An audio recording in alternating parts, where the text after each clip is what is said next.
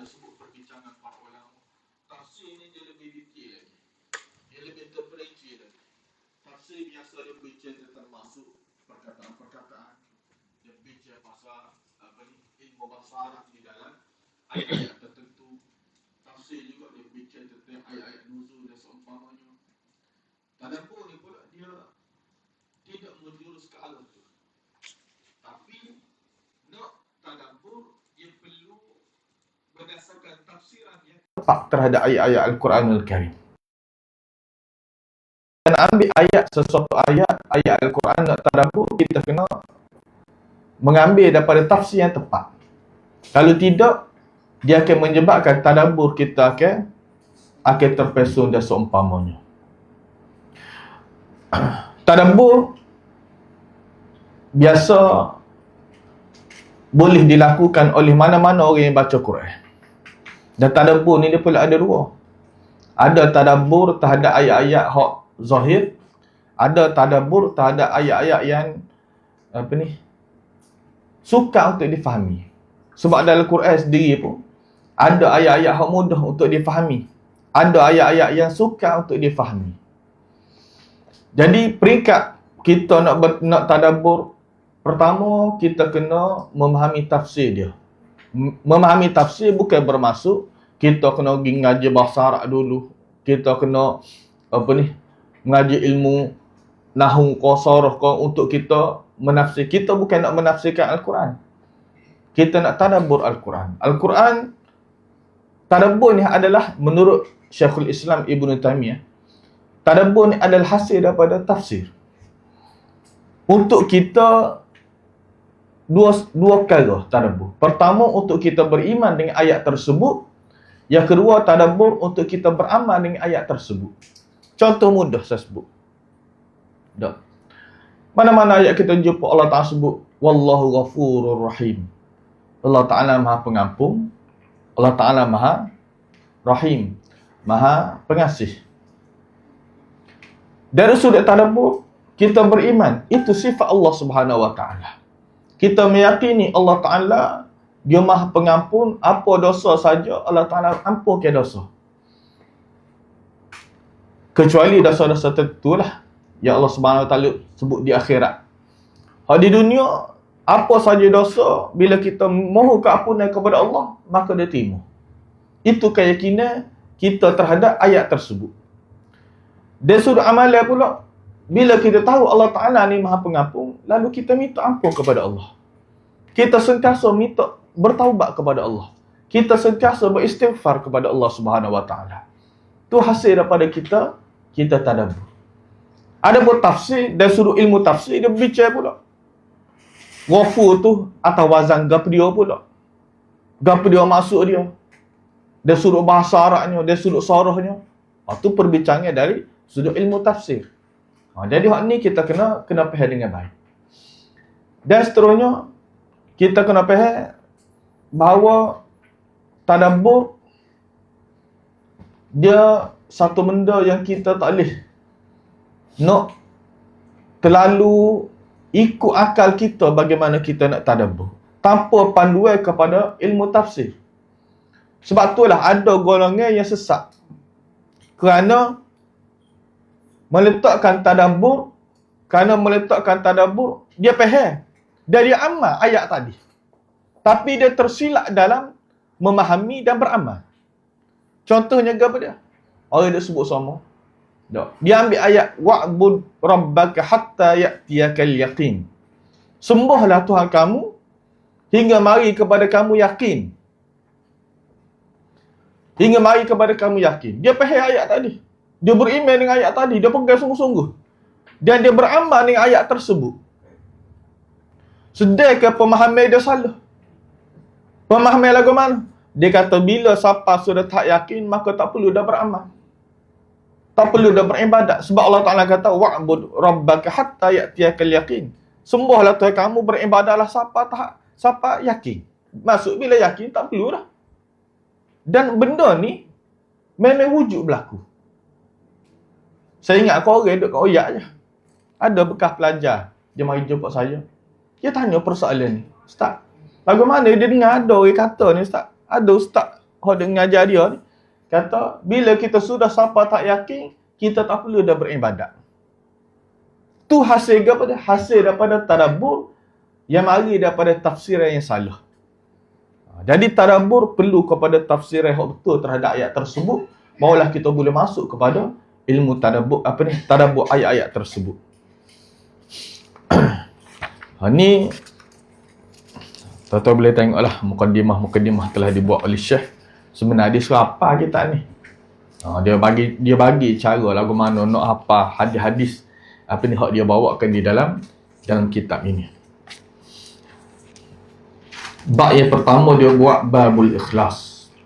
Qala ta'ala wa ma umiru illa liya'budullaha mukhlishina lahud-din hunafa'a wa yuqimus salata wa yu'tuz zakah wa dhalika dinul qayyimah.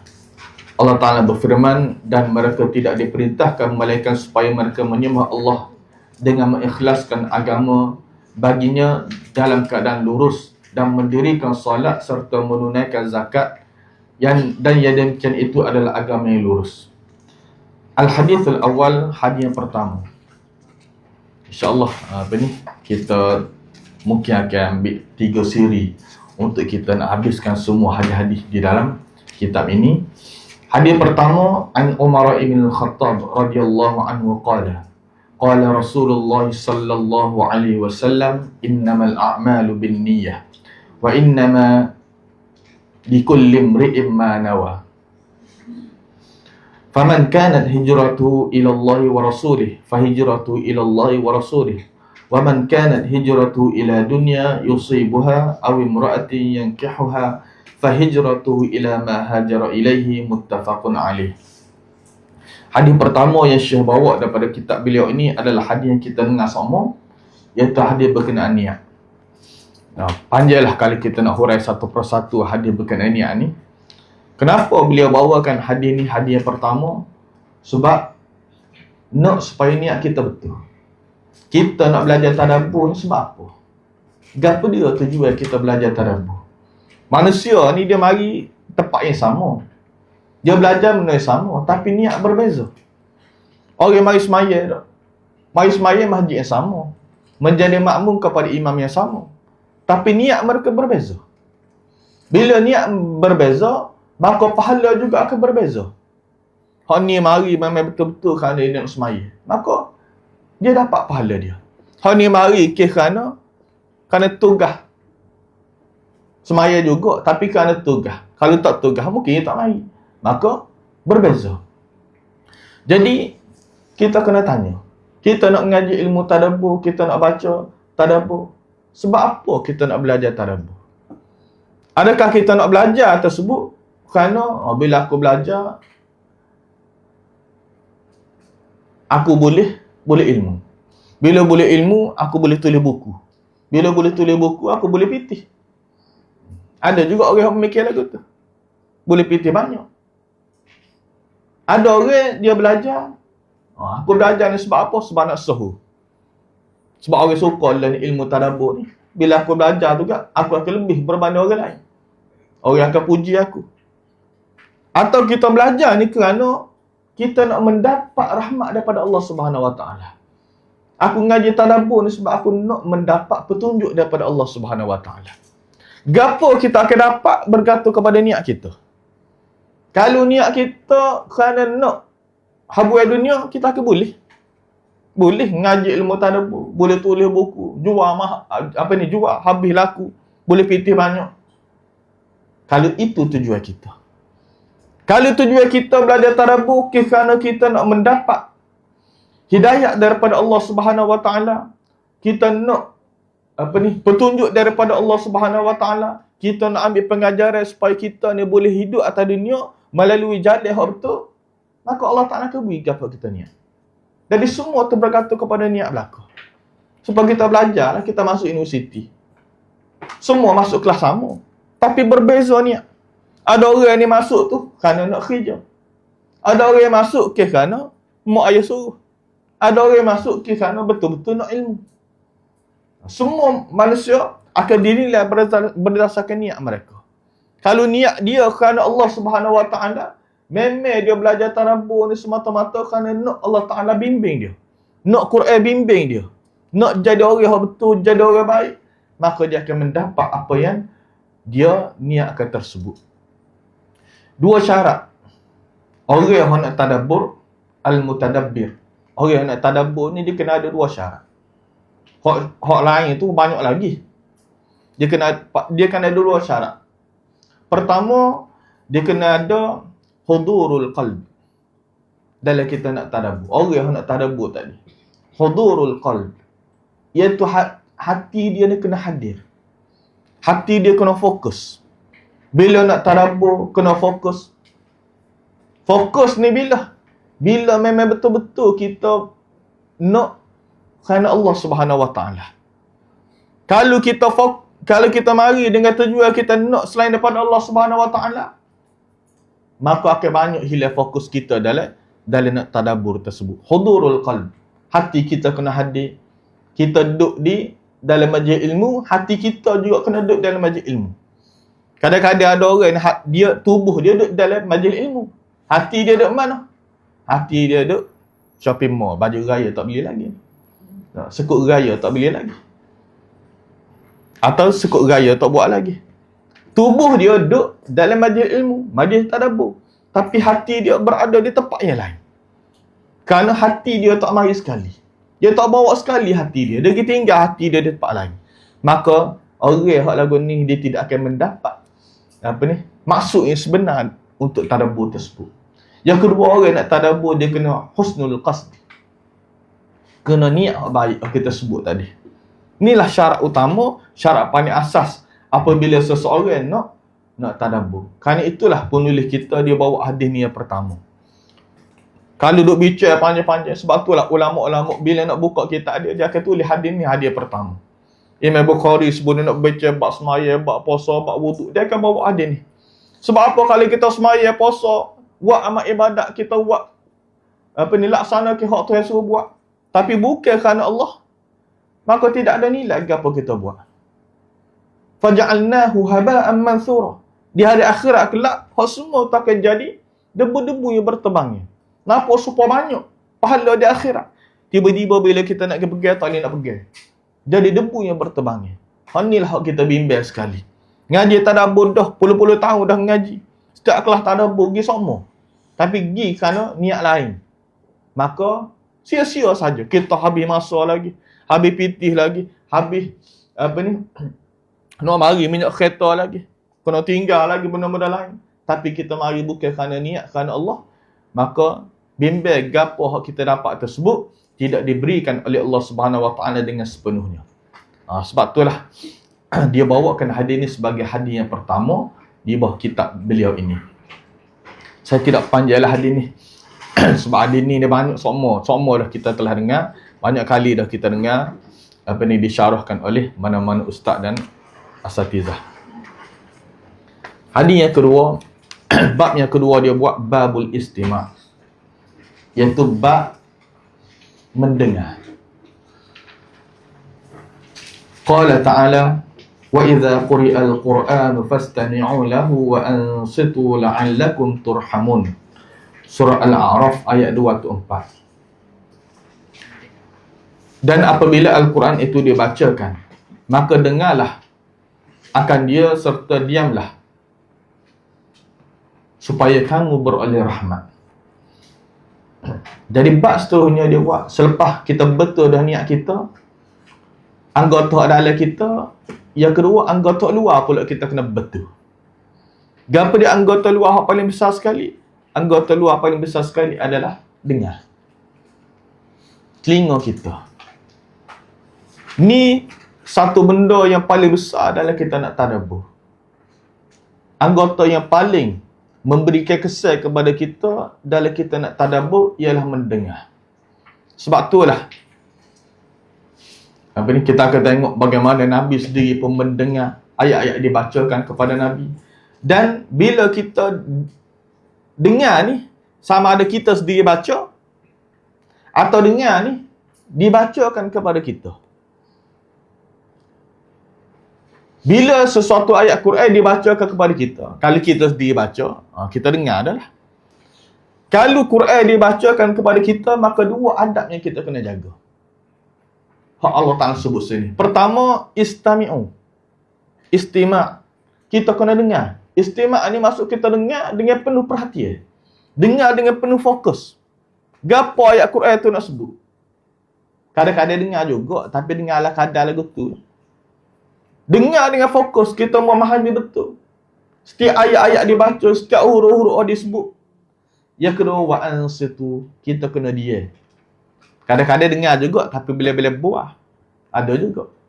Dengar juga, tapi bila-bila buah. Supaya kita pasal lagu. Bila-bila duduk pasal lagu, duduk dengar lagu, kita duduk dengar, duduk buah benda lain. Kita masih lagi dengar. Quran ni tak boleh. Dia kena ada dua perkara ni, barulah kita akan mendapat matlamat kita nak tadabbur ayat-ayat Allah Subhanahu Wa Taala. Iaitu dengar dan juga dia. Memberikan perhatian dengan baik terhadap ayat-ayat Allah Subhanahu Wa Taala. Kalau kita boleh buat perkara ni, la'allakum turhamun, kita akan diberikan oleh Allah Subhanahu Wa Taala rahmat. Sebab apa? Sebab orang kafir zaman dulu ni, zaman Nabi SAW, mereka tak usah dengar Quran. Bila Quran dibacakan kepada mereka, mereka kata, la tasma'u li hadzal Quran. Jangan duk dengar ayat-ayat Quran ni. Bila Nabi baca Quran, orang lagi dengar. Maka bila orang lagi dengar ni, ada hak dengar ni, tersentuh hati dia, dia masuk Islam. Jadi pemimpin-pemimpin Quraisy ni, nak bui supaya orang ni tak masuk Islam, maka dia tak suruh dengar ayat Quran. Bukan setakat tak suruh dengar. Kadang-kadang, apa ni? Walghaw fihi la'allakum taghlibun. Kadang-kadang, bukan setakat dia lari orang dengar. Kalau orang baca Quran, dia buat macam-macam benda pula. Orang dia baca Quran, dia pergi nyanyi. Orang dia baca Quran, dia pergi, apa ni? Dia jerit ke. Dia duk meraung ke. Supaya orang tak dengar bacaan Al-Quran tersebut. Jadi bila dia buat perkara tersebut, maka mereka tidak mendapat hidayah daripada Allah Subhanahu Wa Taala. Dan baca Al-Quran pada zaman Nabi SAW, Abu Bakar dilarang baca Quran. Sebab apa? Bila dia baca Quran di rumah dia, wanita-wanita Quraisy, orang kanak-kanak pergi dengar baca Abu Bakar. Ada orang bila dengar tersentuh hati dia, dia masuk Islam. Ada orang pergi dengar menyebabkan dia tertarik kepada Islam. Jadi dia nak sekat daripada orang itu masuk Islam, lari daripada dengar ayat-ayat Al-Quranul Karim. Jadi Allah SWT nak balas, kena dengar ayat Quran. Apa kita kena dengar? Kerana itulah salah satu cara bagaimana kita nak mendapat rahmat daripada Allah Subhanahu Wa Taala. Rahmat ni masuk apa ni? Agama Islam dan seumpamanya. Orang kafir dia buat macam-macam. Dia apa ni? Tasawwi Nabi sallallahu alaihi wasallam baca Quran, maka dia lari semaya di Baitullah. Lari Nabi semaya di Baitullah. Nabi semaya di Baitullah. Bila Nabi semaya, kadang-kadang Nabi baca kuat. Maka dia geletak benda-benda kotor di atas leher Nabi sallallahu alaihi wasallam sewaktu Nabi sujud. Macam-macam cara mereka buat untuk supaya orang tidak mendengar ayat-ayat Al-Quranul Karim. Jadi Allah Ta'ala sebut, kena dengar. Sebab apa? Dengan cara dengar ni, boleh jadi kita akan mendapat hidayah daripada Allah Subhanahu Wa Ta'ala.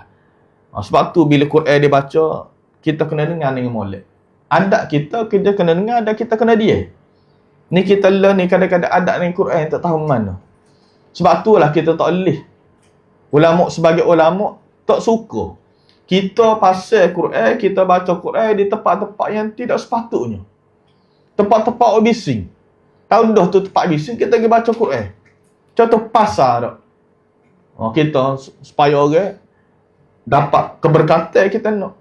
Tapi menyebabkan Quran tu tidak dihargai. Quran tu tidak dihormati. Pasar ni tak ada orang nak kecek selu. Dia beli ikan tak. Bisik kau dengan orang jual ikan. Orang jual ikan tu pula bisik kau panggil kita. Sekilo. Tak ada lagu tu. Dia kena meraung, dia kena akak suara. Begitu juga orang nak beli. Jadi tempat-tempat lagu tu tak sepatutnya kita pasal, kerana ia boleh menyebabkan kita tidak ada rasa hormat terhadap Al-Quranul Karim.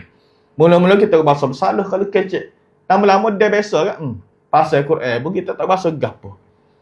Ni arahan Allah Subhanahu Wa Taala.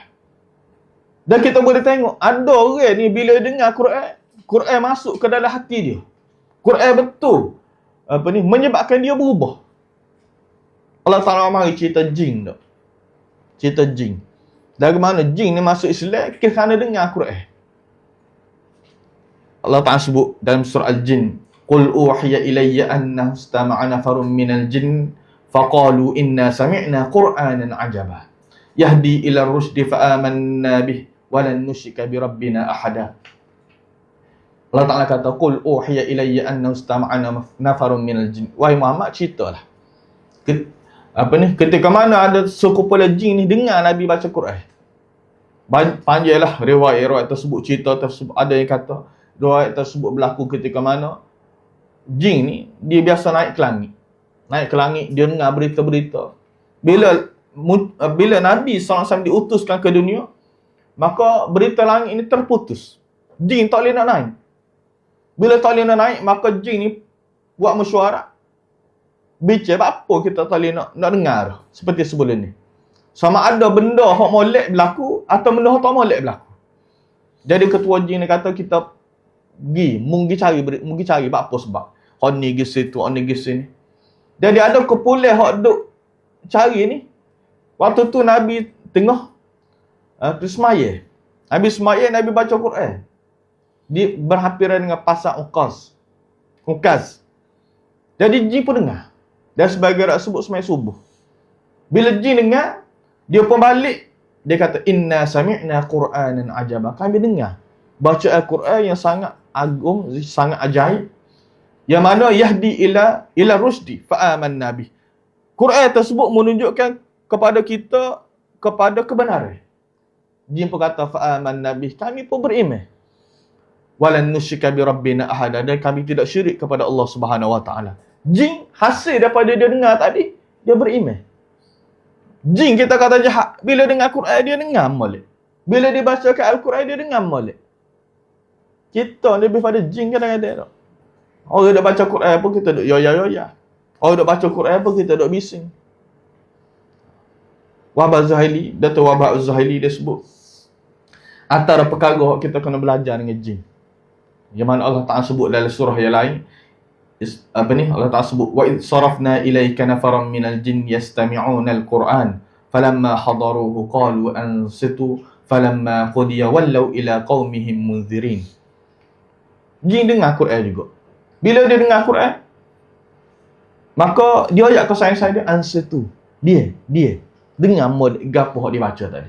Falamma qudiya wallaw ila qaumihim munzirin. Bila dia balik kepada kaum dia sampai pula kepada kaum dia. Gapo dia dengar tadi?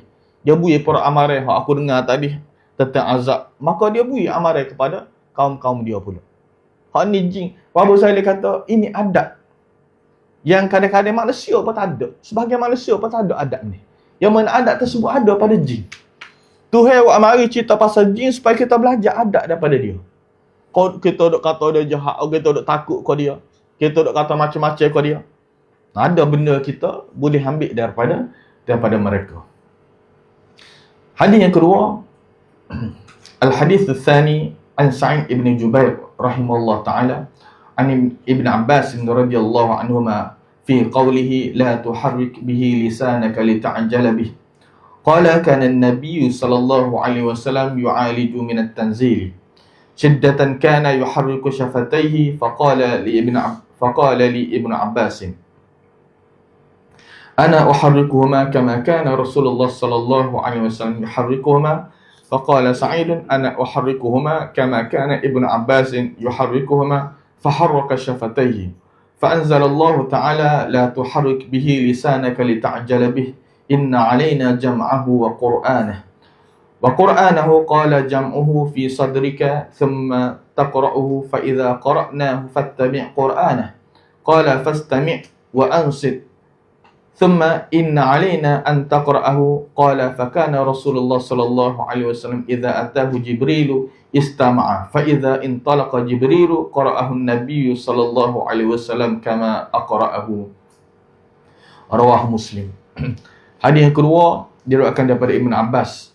Dia kata berkenaan ayat, turunnya ayat la tuharrik bihi lisanaka lita'jala bih. Kata Ibn Abbas, berkenaan ayat ni ada satu peristiwa berlaku, yang mana Nabi SAW yu'aliju minat tanzili syiddatan. Dia kata Nabi ni bila turun ayat Quran ni, satu benda yang Nabi kena menanggung satu benda yang berat bila turunnya ayat Al-Quran. Sebab Quran ni satu benda yang berat, wahyu ni satu benda yang berat. Sebab itulah bila Nabi SAW turun wahyu kepada Nabi dalam keadaan sejuk, musim sejuk, tiba-tiba peluh Nabi bila turun wahyu. Dalam keadaan Nabi SAW menerima wahyu, Nabi duduk di atas kenderaan, atas binatang. Siapa nak rebuh, nak jatuh binatang tadi. Beratnya wahyu mari kepada Nabi SAW. Dan berat tersebut, ada sebagai ulama kata apa berat? Sebab isi kandungnya itu berat. Perintah-perintah tu berat. Ada ulama kata sebab hak mari bawa wahyu tu, Jibril tu. Nabi nak menghadapi dia, Nabi nak bersemuka dengan dia. Maka menyebabkan Nabi SAW terpaksa menghadapi satu situasi yang sukar, yang berat. Sahabat bila Nabi tidur atas pohon dia, Nabi tidur letak kepala atas pohon sahabat, tiba-tiba turun wahyu. Sahabat kata aku berasa sepuluh nak patah pohon, kerana turunnya wahyu tadi. Kita je tak berasa dah. Tapi ada benda-benda ni kadang-kadang kita merasa berat, tapi berat tadi bukan berat sebenar. Contoh kita belajar subjek payah, berasa otot-otot kita dah. Tapi kalau timbang berat badan kita support, tak naik, tak turun. Tapi dari sudut penerimaan kita tu berasa susah. Belajar matematik pula, belajar NMAT pula. Orang matematik pun tak berapa nak boleh belajar Jadi benda hak suka kita nak terima, payah. Jadi berlaku kepada Nabi SAW. Kana yuharriku syafatai. Nabi pun bila Jibril baca kepada Nabi, Nabi pun nak turut Jibril.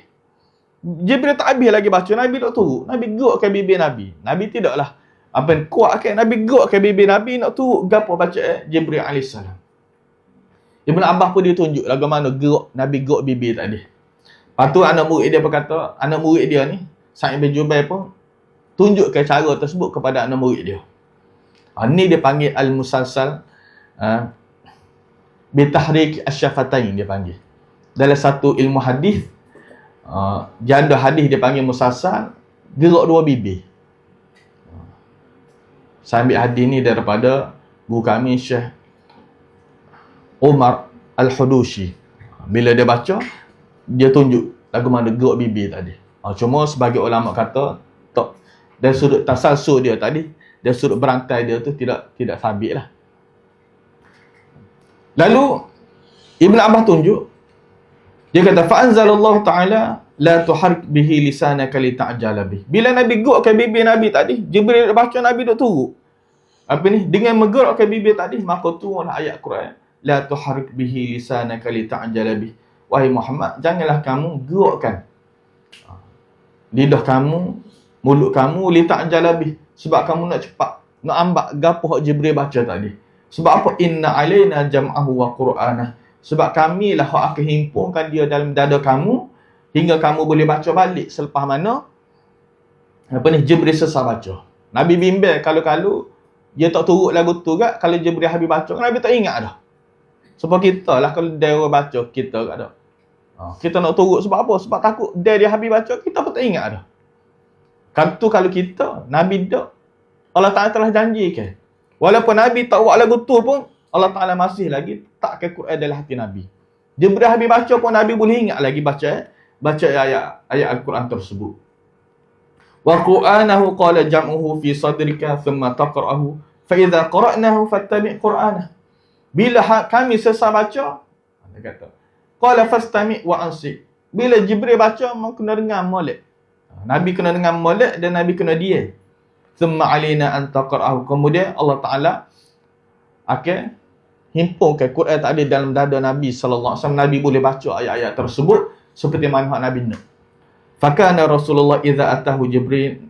Lepas tu Bila mari dah Jibril kepada Nabi, Nabi akan dengar molek gapo Jibril baca.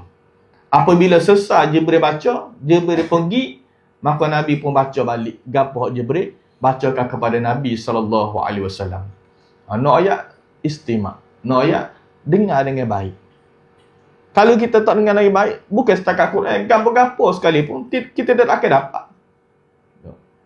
Duduk dalam kelas kita tak buah ke, bukan setakat Quran, kita tak akan dapat apa-apa ilmu kalau tidak ada istima'. Orang yang betul-betul dia boleh ilmu ni apabila dia menggunakan istima' dia dengan baik. Lagu mana nak dapat waktu tu? Saya teringat Syekh Aiman Rusdi dia sebut bagaimana pengalaman dia. Pengalaman dia masa dia belajar. Dia kata bila dia duduk depan tok guru dia ni, istima' ni, fokus ni, siapa tak gerak. Anak murid ni tak gerak. Duk dengar fokus gapo tok guru ayat. Je pun tak tengok. Kaki pun tak gerak. Kita payahlah nak buat lagu tu tak. Dia kata kali 3 je duk gitu. Sebab apa? Sebab nak fokus gapo tok guru ayat. Siapa? Dia kata segala benda yang berlaku pada tok guru dia tu boleh ingat berlaku. Tok guru dia mengajar boleh ingat. Fikiran tak melayar. Istima' ni fikiran kita juga fokus. Bukan setakat telinga kita je dengar. Kita juga fokus terhadap gapo dia ayat. Bukan fikiran kita melayar. Ni kunci bagaimana kita nak mendapat tadabbur yang sempurna. Kalau tak ada ni, maka sukar kita nak mendapat tadabbur tadi. Ke tadabbur, ilmu-ilmu lain pun kita tidak akan dapat sekiranya tidak ada istima' tersebut. Hadis yang ketiga, an Abdullah ibn Mas'ud radhiyallahu anhu qala li Rasulullah sallallahu alaihi wasallam iqra' alayya. Qala qultu aqra'u alayka wa alayka unzila. Qala inni ashtahi an asma'ahu min ghairi. Qala faqara'tu an-nisaa hatta idza balagtu فكيف إذا جئنا من كل أمة بشهيد وجئنا بك على هؤلاء شهيدا قال لي كف أو أمسك فرأيت عينيه تذرفان رواه البخاري. Daripada Ibnu Mas'ud radhiyallahu anhu, kata Ibnu Mas'ud, Rasulullah sallallahu alaihi wasallam pernah kata kepadaku. Nabi kata, "Iqra' alayya." Bacakanlah Quran kepadaku. Qala qultu aqra'u 'alaika wa 'alaika unzila. Ibnu Mas'ud pun tanya Rasul, "Wahai Rasulullah, mu nak suruh aku baca kepada kamu sedangkan Quran ni diturunkan kepada kamu?" Jadi Ibnu Mas'ud dia baca Quran tu kepada Nabi. Tiba-tiba Nabi nak dia pula baca kepada Nabi sallallahu alaihi wasallam.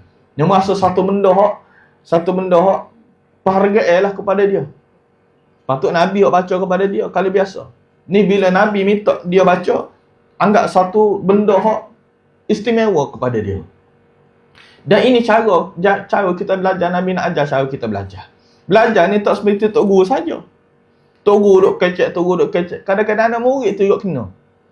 Dan real dari sudut kita panggil apa? Pedagogi ke hari ni.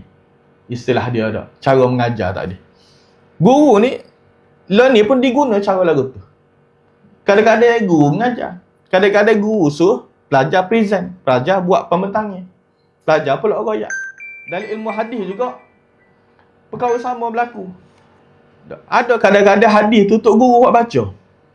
Ada kadang-kadang hadis tu anak murid buat baca kepada tok guru. Dan inilah benda yang diamalkan dalam ilmu hadis sampai kali ini. Banyak pula kau hari ni. Tu dari sudut pengajian yang dibuat, yang Nabi SAW asaskan kepada kita. Dan inilah yang ada sebagai ulama mengatakan bahawa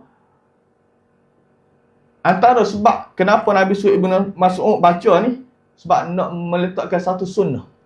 Bukan tok guru saja Quran ni baca kepada anak murid juga kena baca kepada tok guru. Kalau Nabi tahu lagu tu, mungkin sahabat-sahabat atau orang selepas tu akan fikir tok guru je kena baca ke anak murid. Anak murid dengar je apa tok guru baca. Yang kedua, kenapa Nabi suruh Ibnu Mas'ud baca? Sebab orang yang mendengar ni kadang-kadang dia lebih mudah nak faham gapo dia dengar. Berbanding kali dia sendiri baca. Kalau kita sendiri baca, kadang-kadang kita nak jaga bacaan kita, hukum tajwid lagi dah. Tambah-tambah kalau ngapa pula kita nak ingat gapo kita nak baca tu lagi. Kita nak jaga dia sudut makhraj tu lagi. Jadi banyak perkara dalam fikiran kita. Tak ada kita nak tadabbur. Jadi antara caranya adalah kita suruh orang baca, kita dengar. Kita lebih tenang, kita lebih relax, lebih mudah untuk kita memahami ayat-ayat yang dibaca tersebut. Dan Nabi SAW, Ibnu Mas'ud pun, Nabi berkata, inni astahi an asma'ahu min ghairi. Aku nak dengar dibacakan oleh orang lain kepada aku. Ni tawaduk Nabi SAW. Mata Nabi bukanlah mata kau dia tu kat Nabi tu kat. Dia orang hak ada kedudukan tu kat. Maka anak murid semua hak perlu dengar daripada dia dak. Nabi kadang-kadang Nabi nak dengar daripada sahabat-sahabat Nabi. Kadang-kadang ini juga sebagai satu kemuliaan kepada sahabat. Bila Nabi suruh sahabat baca, bermaksud sahabat tak ada kebolehan. Dan kita sebagai guru ko atau orang mendidik ko, kadang-kadang benda ni dia sebagai salah satu cara supaya anak murid itu dia confident. Dia yakin diri dia. Sebab Tok Guru suruh aku ni. Bila Tok Guru suruh ni kat, bermaksud dia ni ada kebolehan lah. Tu Tok Guru pilih dia supaya baca tu. Tu antara sebab. Sebab tu lah Ibnu Mas'ud antara sahabat Nabi yang banyak ambil Quran daripada Nabi.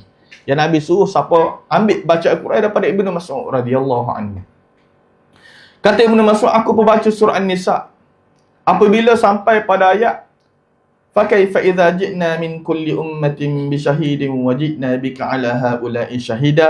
Maka bagaimanakah apabila kami datangkan dari setiap umat seorang saksi dan kami datangkan engkau ke atas mereka sebagai saksi. Nabi menjadi saksi kepada umat-umat terdahulu. Umat terdahulu Nabi menjadi saksi. Sebab apa? Sebab segala cerita berkenaan umat terdahulu ni ada dalam Quran berlaku. Tu sah masuk. Yang kedua boleh jadi hak ni berlaku di akhirat kelak. Segala umat-umat Nabi yang lain akan bertemu Nabi SAW. Umat Nabi yang akan bertemu dengan Nabi, minta supaya syafaat daripada Nabi SAW. Jadi bila Nabi dengar, Nabi menangis. Nabi ayat kepada Ibnu Mas'ud, amsik. Padai, berhenti. Maka kata Ibnu Mas'ud, aku pun melihat kedua mata Nabi mengalirkan air mata. Ini bermaksud Nabi bila dibacakan kepada Nabi, Nabi menghayati dengan sebaik mungkin bacaan tersebut. Mengalir air mata bila Nabi mendengar bacaan yang telah dibaca oleh Ibnu Mas'ud radhiyallahu anhu tersebut. Ni dia panggil reflect terhadap bacaan kita. Nak tahu kita ni faham kodok bacaan yang kita dengar atau kita baca, emosi kita lah.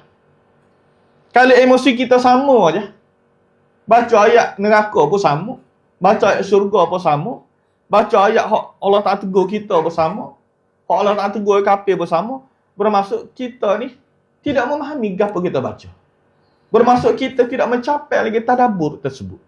Orang yang dia faham, orang yang dia tadabbur terhadap ayat yang dia dengar atau dia baca, emosi dia tu akan berubah.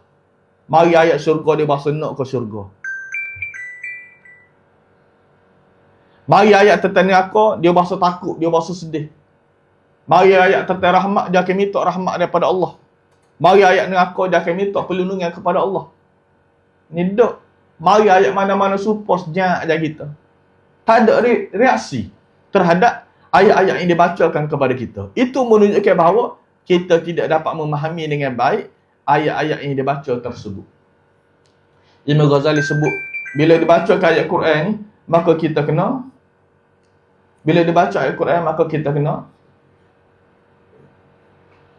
menangis. Digalakkan kepada kita menangis. Menangis sebab apa? Sebab faham baca ayat Quran tu lah. Kita menangis sebab kita memahami bacaan ayat Al-Quran tersebut. Tapi kalau kita baca, kita tak boleh nak menangis. Mari ayat sepatutnya kita sedih, kita tak boleh nak sedih. Kata dia kita kena sedih kerana kita tak boleh sedih. Sedih sebab kita tak boleh sedih. Orang soleh bila baca boleh sedih. Kita baca tak boleh sedih. Kerana tak boleh sedih tu, kamu kena sedih, dia kata. Sebab apa? Itulah musibah yang paling besar sekali. Fa innahu min a'zamil masa'ib, kata Imam Ghazali. Bila mu baca Quran, mu tak boleh menangis seperti mana orang soleh yang lain menangis, itulah musibah paling besar. Dan kita kena menangis kerana musibah tadi. Ya Allah, apa hati aku keras saja, ya Allah. Orang lain bila baca Quran agak nampak sedih dia. Aku ni kat bila dengar Quran kau, baca Quran kau, tak ada apa satu, ya Allah. Kita kena takut. Bimbang takut-takut, hati kita ni termasuk dalam kalangan orang-orang yang Allah Ta'ala kunci dah hati. Sebab Allah Ta'ala sebut dalam surah Muhammad, afala yatadabbaruna al-Quran am ala qulubin aqfaluha. Tak tanya apa, mu tak ada bimbang apa? Am ala qulubin aqfaluha. Takut hati terkunci. Sampai kita tak boleh nak faham gapo hak kita dengar. Gapo kita baca. Mari ayat neraka begitu tak ada nak minta tetap pelindungan daripada api neraka. Mari ayat syurga tak ada kita berasa nak minta terhadap syurga. Mari ayat hak menggerukan hak tentang kiamat tak ada kita berasa sedih. Maka kita kena bimbang. Takut-takut hati kita telah dikunci oleh Allah Subhanahu Wa Taala. Dan bila hati kita Allah Taala kunci, payah, tak ada orang boleh buka dah. Gilah kedai kunci mana-mana pun tak ada orang boleh buka. Hanya Allah Subhanahu. Kita kena minta, ya Allah, aku ni tak boleh nak menangis, tak boleh nak sedih. Padahal dengar ayat tu, ayat yang menggurungkan. Membaiki hati aku, ya Allah. Biar aku boleh memahami, aku boleh tadabbur, aku boleh reaksi terhadap gapo yang telah dibacakan kepada aku. Itu Nabi ajar kepada kita. Dan dalam banyak ayat-ayat lain, disebut Nabi bila mari ayat tentang rahmat, Nabi minta rahmat. Bila mari ayat tentang syurga, Nabi minta syurga. Bila mari ayat tentang neraka, Nabi minta perlindungan daripada azab neraka. Bila mari tentang ayat-ayat tentang sesuatu yang menggurukan, Nabi minta perlindungan. Tu bermaksud, tu bukti kita memahami, kita tadabbur terhadap ayat-ayat Allah Subhanahu Wa Taala. Kadang-kadang kita ni teriman, kita nak sedap suara je. Faham pun tak cara pun kita dah. Mana masjid paling sedap sekali teriman. Kita nak pergi. Sebab apa? Sebab suara teriman tu bukan sebab Quran. Sebab suara tu email. Kalau orang lain baca, entah siapa orang lain baca. Sedangkan Quran hak sama. Hak ni pun baca Quran juga, hak ni pun baca Quran juga. Hak ni baca kita bahasa sedih. Kita berasa baca yang tadi. Sebab apa? Sebab suara tu. Bukan sebab maksud tu. Kadang-kadang orang ni tak, sedih dengan apa-apa. Gapo dia ayat siapa sedih, tak tahu. Sebab tu email baca tu lagu sedih. Maka dia pun sedih. Dengar orang lain baca ayat sama, tapi dia tak rasa sedih. Sebab apa? Sebab dia sedih bukan kerana dia faham tadi. Dia sedih kerana lagu tadi. Gak sedih pak lagu ni dengan lagu raya apa sedih kita. Tak.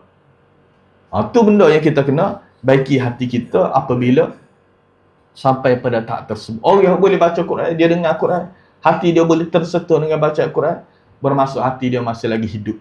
Hati dia masih lagi berfungsi dan tidak dikunci oleh Allah Subhanahu Wa Taala. Hadis yang keempat, An Abi Musa Al-Asy'ari radhiyallahu anhu qala, istama'a Rasulullah sallallahu alaihi wasallam qira'ati min al-lail. Falamma asbahtu qala, ya Aba Musa, istama'tu qira'ataka al-lailah. Laqad utita mizmaran min mazamiri ali Dawud. Qultu ya Rasulullah, law amiltu makanaka lahabbartu laka tahbiran. Daripada Abu Musa Al-Asy'ari radhiyallahu anhu katanya, Rasulullah mendengar baca aku. Abu Musa ni dia mari daripada Yaman, mari daripada jauh. Boleh jadi waktu awal-awal ni dia duduk di masjid Nabi. Bila duduk di masjid Nabi, maka Nabi dengarlah dia baca Quran. Nabi, rumah Nabi berdekatan masjid Nabi. Dalam riwayat Anas bin Malik cerita, isteri-isteri Nabi bila Abu Musa Asy'ari baca Quran, dia dengar. Dengar. Baca Abu Musa Asy'ari baca tadi. Dia dengar, dia terkesan. Dan falamma asbahtu, dia kata, bila waktu pagi, Nabi pun kata, ya Abu Musa, wahai Abu Musa, aku dengar baca kamu malam tadi. Sesungguhnya kamu telah dikurniakan mizmar ni asal dia seruling Salah satu daripada sorok sedap daripada keluarga Nabi Daud. Sama ada keluarga Nabi Daud atau Nabi Daud sendiri. Ali Daud ni boleh jadi keluarga Nabi Daud atau boleh jadi Nabi Daud tu sendiri. Dan sebagai orang sebut Nabi Daud, Allah Ta'ala kurniakan kepada dia sorok sedap. Kalau dia baca kitab Zabur dia tu, boleh menyebabkan orang ni menangis. Sedapnya sorok Nabi Daud AS. Jadi Abu Musa al-Asy'ari, Allah Ta'ala beri kepada dia sorok tersebut. Lalu jawab Abu Musa, "Wahai Rasulullah, kalau aku tahu kamu dengar ya Rasulullah, aku akan comelkan lagi baca aku untuk kamu ya Rasulullah, dengan sebaik-baiknya aku akan buat." Ni pertama Nabi dengar baca Abu Musa al-Asy'ari. Yang kedua, Nabi memuji baca Abu Musa al-Asy'ari. Dan Quran ni kita kena baca dengan suara yang sedap. Suara sedap ni tak semesti kalau orang tu suara tak sedap kan, dia tak payah baca Quran. Tak. Sebaik-baik mungkin dia kena baca dengan suara yang lunak, suara yang sedap, orang dengar tu sedap. Sebab bila orang dengar tu sedap, dia akan boleh menarik orang nak dengar. Bila orang tu dengar, maka masuk-masuk dan kandungan ayat-ayat Al-Quran tersebut insya-Allah akan dapat didengari oleh orang tersebut. Abu Musa al-Asy'ari radhiyallahu anhu, para ulama sebut boleh ke tak? Sebab Abu Musa kata kalau dia tahu Nabi dengar ni, maka dia akan sedapkan lagi suara dia. Bermaksud sedap suara ni kekan orang. Contoh tak? Kita kata bapa kalau time dia baca Quran sore kan, dia baca biasa. Tapi time dia ada orang kan, dia pun jaga baca dia. Dia pun sedapkan baca dia. Adakah Abu Musa lagu tu? Ada. Abu Musa al-Asy'ari radhiyallahu anhu, dia cuba nak memperelokkan suara tadi sebab memberikan kesan kepada pendengar. Supaya Abu Bakar As-Siddiq radhiyallahu anhu, bila dia baca, maka orang pakat mari dengar. Wanita-wanita mari dengar bacaan tersebut. Dan hasilnya apa dia? Kesan daripada tu ada orang masuk Islam kerana mendengar bacaan tersebut. Hasil tersebut dia nak. Ni Abu Musa al-Asy'ari radhiyallahu anhu. Dan para ulama sebut sekarang kita kena jaga. Dalam kita nak memperelokkan suara, kena jaga banyak perkara. Kena jaga bacaan tersebut. Kadang-kadang suara sedap dah, dia baca tu tak sedap tapi tajwid tak tahu mana. Baca tu sedap dah tapi makhraj tak tahu mana. Tak boleh juga. Ada juga kadang-kadang terlampau terlajuk. Dalam nak supaya berlagu ni, nak supaya sedap ni kan, terlampau terlajuk. Sampai dia baca tu kan, muka lepas sengit muka sampai baca. Kadang-kadang dia baca. Sebagai ulama tabu lah sampai setara tu. Nabi baca segitu ke Quran. Sampai sengit muka. Sampai reaksi-reaksi tak sepatutnya. Sebagai ulama kata tak boleh. Imam Ahmad, Sufyan bin Uyainah dan lain-lain, kalau sampai setara tu kita membaca ayat-ayat Al-Quran kan, kerana nak jaga tadi. Sebab tu kena jaga dari sudut suara tadi, kena jaga dari sudut bacaan tajwid dan seumpamanya, dan juga kena jaga dari sudut adab-adab bila kita membaca ayat-ayat Al-Quran tersebut. Bab yang seterusnya iaitu bab tilawah. Bab berkenaan bacaan ayat-ayat Al-Quran Al-Karim. Ini kita pula baca.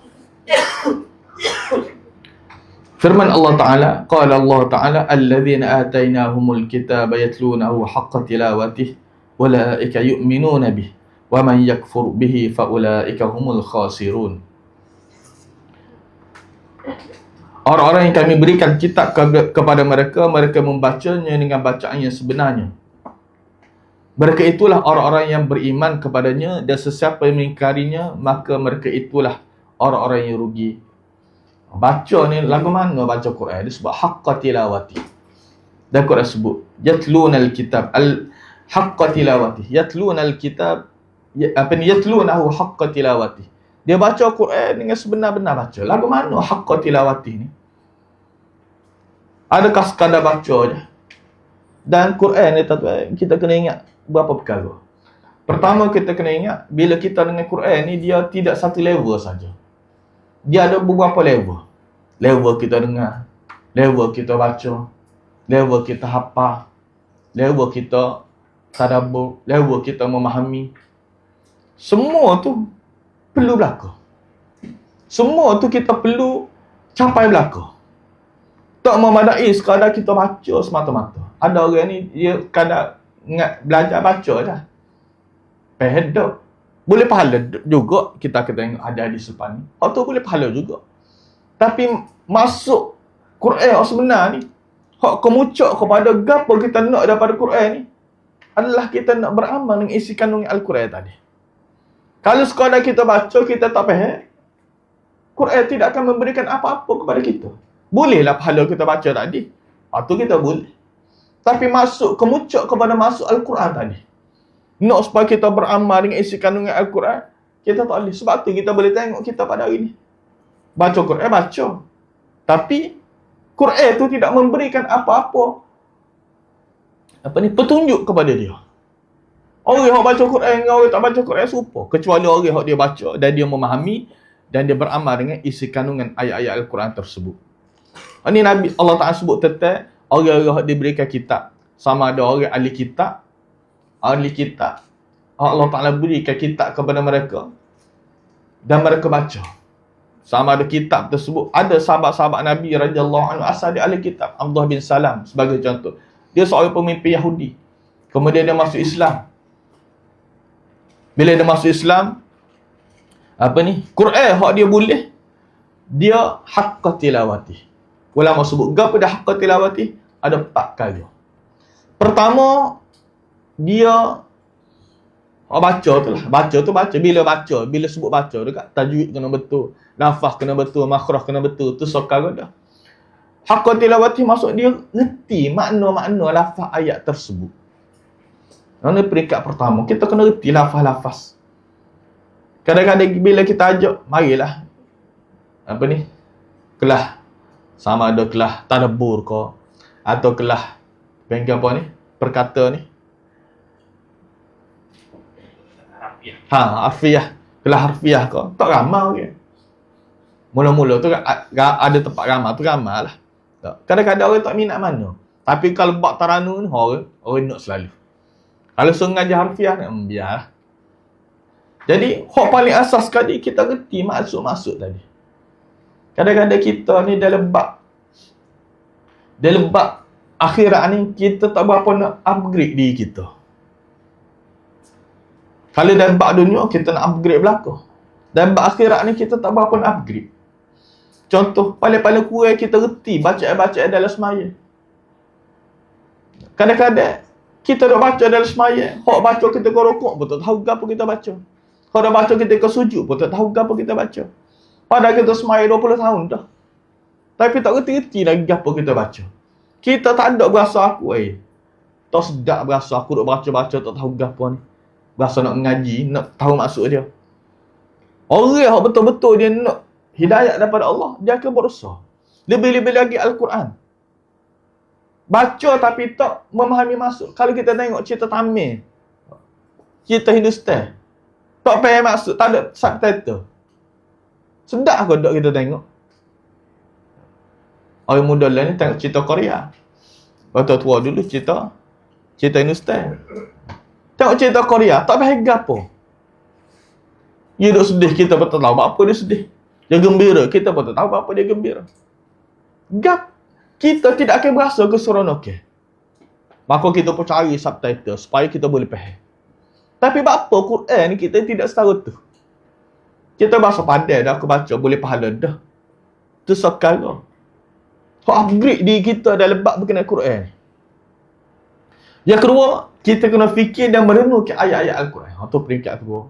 Kita fikir merenungkan ayat dalam Al-Quran. Yang ketiga, kita beramal dengan perintah Allah. Hak kita duk fikir hak tadi, hak kita duk reti, hak kita duk memahami lafaz dia, hak kita duk mengetahui makna dia, hak kita duk renung ayat-ayat tadi, kita beramal. Itu peringkat ketiga. Peringkat keempat, kita menyampaikan kepada orang lain pula. Kita sudah faham molek dah, kita sudah beramal dah, dan kita sampai pula kepada orang lain. Ulama-ulama sebut ini masuk haqqa tilawati. Orang yang Allah Ta'ala puji dalam ayat tersebut, ulaika yu'minuna bih. Allah Ta'ala sebut tadi adalah orang yang ada 4 perkara tadi. Selain daripada dia baca betul tajwid dia, ni kita peringkat pertama, kadang-kadang tak sampai lagi. Kita hanya peringkat nak betul baca baru kita ni. Nak betul tajwid. Tu pun tahan gigi tak ada dah. Baru nak betul. Tak cakap betul untuk guru ni. Susah. Tu benda-benda yang kita kena pelihara dan kita kena jaga. Hadis yang kelima, al-hadithul khamis. An Abdullah ibn Mas'ud radhiyallahu anhu qala Rasulullah sallallahu alaihi wasallam man qara'a harfan min kitabillah falahu bihi hasanah wal hasanatu bi asyri amsalha la aqulu alif lam mim harfun alifun harfun wa lamun harfun wa mimun harfun, rawahu at-Tirmizi. Daripada Ibnu Mas'ud radhiyallahu anhu katanya Rasulullah sallallahu alaihi wasallam bersabda, siapa yang baca satu huruf daripada kitab Allah maka dia akan mendapat satu pahala. Wal hasanatu bi asyri amsalha, dan kebaikan tersebut akan digandakan kepada 10. Gandakan pahala kita hingga kepada 10. Nabi kata, aku tidak kata alif lam mim itu satu huruf, tapi alif itu satu huruf, lam satu huruf, mim satu huruf. Jadi hadis ni nak menceritakan kepada kita betapa besar ganjaran seorang hamba yang membaca Quran. Kalau baca Quran saja secara tudah, lagu mana kalau dia baca dia faham pula, dia tadabbur pula. Lagu mana kalau dia baca dia tadabbur, dia beramal pula dengan apa dia buat. Lagilah besar pahala tersebut. Kadang-kadang orang kita dia ambil situ, ambil setakat tu. Bapa baca, belajar baca ni. Sebab boleh pahala dah. Berhenti sampai situ ya. Dia tak fikir, kalau sekadar dia baca lagu tu pun sudah boleh pahala dah. Lagu mana kalau dia memahami? Lagu mana kalau naik peringkat lagi dia beramal pun, lagilah banyak. Ni benda kita kena letak dalam fikiran kita. Kadang-kadang kita setakat tu, kita baca hadis setakat tu, kita berhenti stop situ.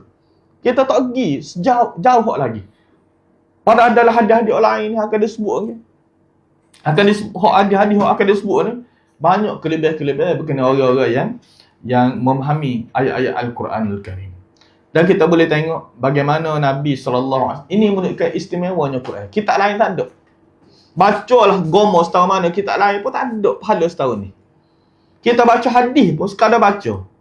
Kita tidak beramal dengan hadis tersebut. Bolehlah berkat, tapi tidak seperti mana ayat Al-Quran tadi. So huruf, bayar ke Al-Fatihah, kita dah baca tu berapa huruf? Berapa huruf Al-Fatihah? Tak hanya bila. Alif kena bila Al-Fatihah. Kalau kita duk baca 17 kali sehari, pahala ku kita kira berapa? Allah Ta'ala dia nak pahala sebanyak mungkin kepada kita. Tapi masalah kita dah kedekut masa dengan Allah Subhanahu Wa Ta'ala. Kalau dengan benda lain kita tak kedekut. Tak. Kalau dengan drama 2 jam tak apa, kita dapat TV, tak kedekut. Kalau buat shopping tak apa. Pagi sampai petang tak apa, tak kedekut. Tapi dengan Allah Ta'ala, kita hakkan masa kita dengan Allah. Kita hakkan penggunaan kita, masa kita dengan Allah Subhanahu Wa Ta'ala. Sedangkan Allah Subhanahu Wa Ta'ala nak beri sebanyak mungkin pahala kepada kita. Hadis yang ke-6, an Abi Umamah Al-Bahili radhiyallahu anhu qala sami'tu Rasulullah sallallahu alaihi wasallam yaqul, kena betul bagi dia, iqra'ul Qur'ana fa innahu ya'ti yawmal qiyamah syafi'an li ashabi. Iqra'uz zahrawaini al-Baqarah wa surat Ali Imran fa innahuma ta'tiyani yawmal qiyamah ka'annahuma ghamamatani aw ka'annahuma qayayatani aw ka'annahuma firqani min tayrin sawaf tuhajjani an ashabihima iqra'u surat al-Baqarah fa inna akhdhaha barakah wa tarkaha hasrah wala tastati'uha al-batalah, rawahu Muslim. Daripada Abi Umamah Al-Bahili radhiyallahu anhu katanya, aku dengar Nabi sebut, bacalah Quran. Sebab apa? Sebab Al-Quran akan mari kepada orang yang baca dia pada kiamat. Li ashabi. Quran akan mari kepada ashab dia, kepada sahabat dia pada kiamat sebagai memberi syafaat. Kita sebut ashab. Bapa ashab? Bapa Nabi sebut sahibul Quran. Sahib ni maksud orang hak tu dia tak berenggan dengan Quran. Orang hak tak berenggan dengan Quran.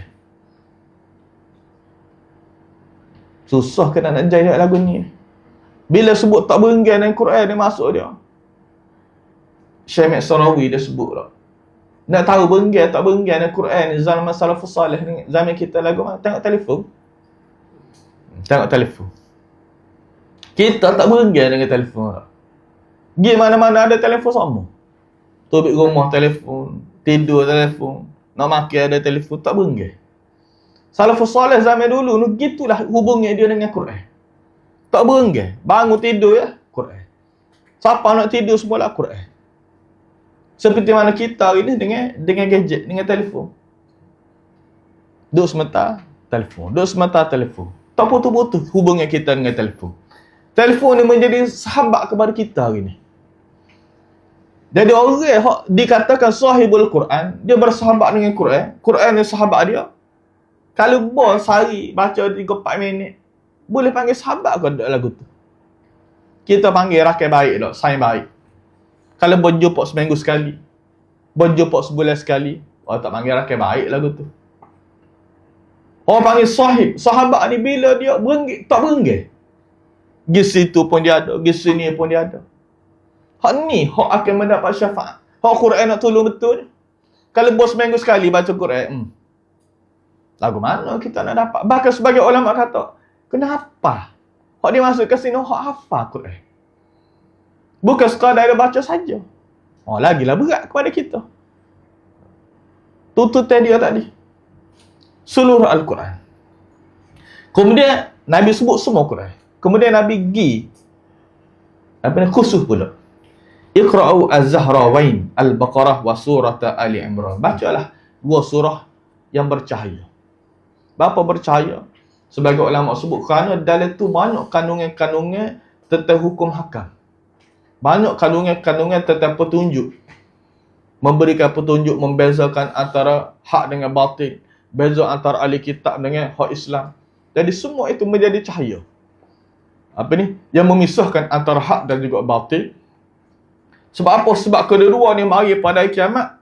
Dia sebut sini seolah-olah dua kelompok awan. Atau dua naungan. Kalau ramai amatan dua kelompok awan. Awan yang besar menaungi. Sebab di hari kiamat, tidak ada benda yang boleh menaungi kita. Dengan panahnya kiamat, dengan panahnya pada mahsyar, dengan malapetaka berlaku pada mahsyar. Tak ada benda tempat kita berlindung, kita berteduh. Orang hak baca dua Quran, dua surah tadi, hak dia beramal dengan dua surah tadi, maka Allah Ta'ala jadikan ini sebagai awan yang menaungi mereka. Atau dua naungan. Bukan awal tapi naungan. Apa saja. Kalau naungan kita ambil payung hari ni pun boleh jadi juga. Atau seolah-olah dua kelompok burung. Hak buka sayap dia. Burung hak besar, dia buka sayap dia. Dan sayap tu saling berkesinambungan. Hak ni setuh hak ni seolah menaungi kita. Burung yang besar, buka sayap dia, kita duduk bawah dia, maka tak kena kita dengan panah tersebut, panah pada mahsyar. Ini lebih Nabi sebut. Kemudian Nabi pergi lagi. Nabi kata, kedua-duanya akan berhujjah di hadapan Allah Subhanahu Wa Taala untuk sahabat dia. Oleh kerana mu jadi sahabat aku atas dunia dulu, dan aku tolong kamu. Sahabat dia akan tolong sahabat dia. Sebab tu kita kena tengok balik hubungan kita dengan Quran setahu mana. Adakah Quran layak kita anggap sebagai sahabat kita atau tidak? Kalau Quran sudah layak kita rasa, sahabat aku dah ni. Dia mana-mana apa aku duk kilik semua, duk baca semua. Aku dah apa semua. Maka kita akan mendapat apa Nabi sebut tadi. Iqra'u surat Al-Baqarah. Kemudian Nabi gisah lagi. Nabi pergi umum. Kemudian Nabi perincikan. Nabi kecikkan lagi. Nabi kata baca surah Al-Baqarah. Sebab apa? Ada keberkatan pada surah Al-Baqarah. Meninggalkan dia satu kerugian. Wala tastati'uha al-batalah. Ni sama ada maksud dia wala tastati'uha al-batalah. Sama ada maksud dia orang tu kasih tak mampu nak baca. Gapo ada dalam surah Al-Baqarah. Atau maksud dia Kalau kita baca surah Al-Baqarah, tukang sihir ni tidak akan dapat buat sesuatu benda memudaratkan kepada kita. Siapa orang biasa ruqyah ni, kadang-kadang baca surah Al-Baqarah je. Kamu tu ingat apa ni, siapa ruqyah, dia kata gis itu tak jadi, gis ini tak jadi. Dan sekali gis suatu tempat ni, kamu tu ingat Ustaz Aruddin ke Ustaz Ismail kamu, dia baca surah Al-Baqarah je. Sihat selalu kawan tu. Tapi nak boleh kau baca surah Al-Baqarah tu kan, penat kalah lah kita ni. Lah kali kita pasal keset lah. Jadi apa ni, besar kelebihan surah Al-Baqarah. Kenapa besarnya kelebihan surah-surah Nabi sebut tadi? Antara sebab sebagai ulama sebut, sebagaimana dalam satu hadis diriwayatkan oleh Ibnu Majah dan lain-lain, daripada Al-Qasim bin Abdurrahman, daripada Abi Umamah Al-Bahili radhiyallahu anhu, bahawa Nabi bersabda, Ismullahil azam alladhi idza du'iya bihi ujiba fi thalathi suwarin minal Qur'ani. Nabi sebut nama Allah yang paling besar, yang mana orang itu bila doa dengan nama tersebut, maka Allah Ta'ala mustajabkan doa dia. Ada pada 3 surah. Nabi sebut fil Baqarah dan surah Al-Baqarah, wa Ali Imran dan surah Ali Imran, wa Taha dan surah Taha. Kata Al-Qasim bin Abdurrahman, ana murid kepada Abu Umamah Al-Bahili, dia kata faltamastu dzalika fawajadtu fi suratil Baqarah. Aku boleh cari-cari mana ada keselamatan atas 3 surah ni. Maka dia kata aku jumpa dari surah Al-Baqarah ayat kursi, Allahu la ilaha illa huwal hayyul qayyum.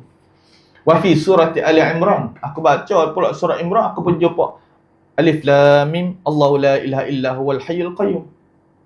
Aku baca pula surah Taha, aku pun jumpa wa anatil wujuhu lil hayyil qayyum wa qad khaba man hamala zulma. Jadi ada kesamaan apa dia? Al-Hayyu Al-Qayyum.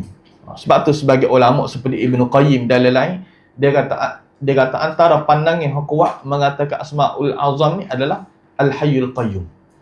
Berdasarkan riwayat-riwayat apa ni yang ada kepada, yang sampai kepada mereka. Jadi Quran ni dia akan mari kepada kita. Pertama, Quran akan menjadi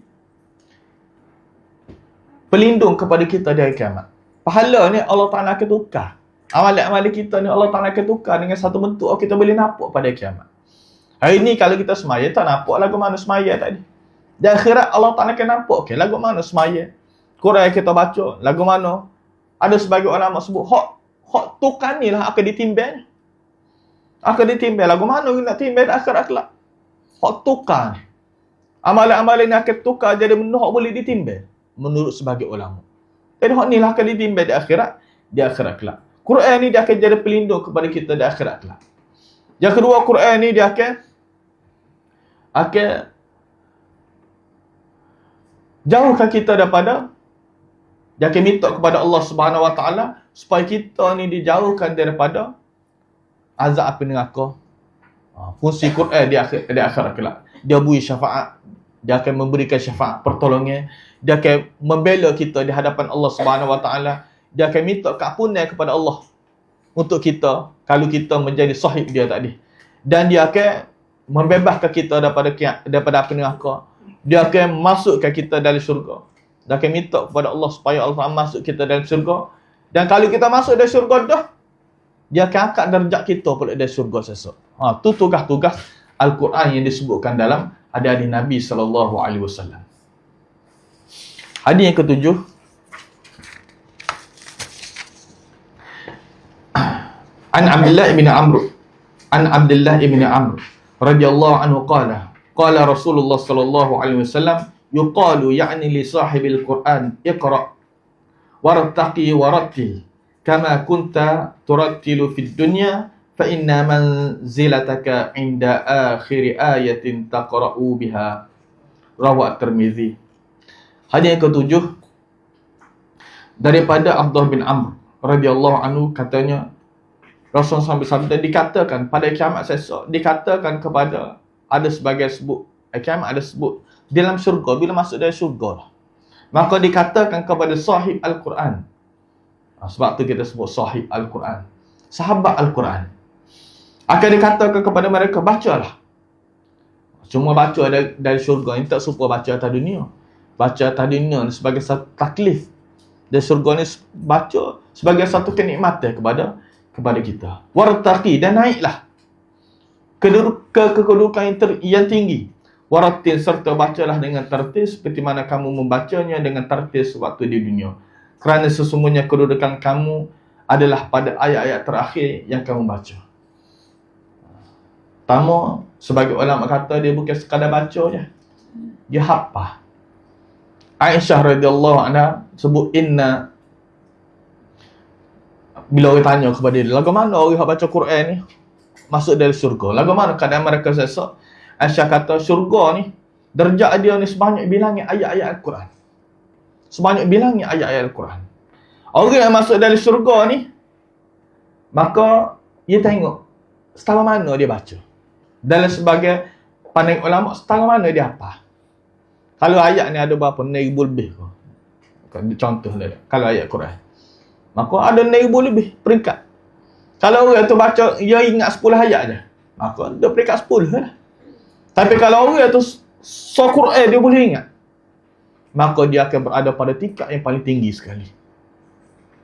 Atas dia tu nabi para nabi lah, as-siddiq dan syuhada.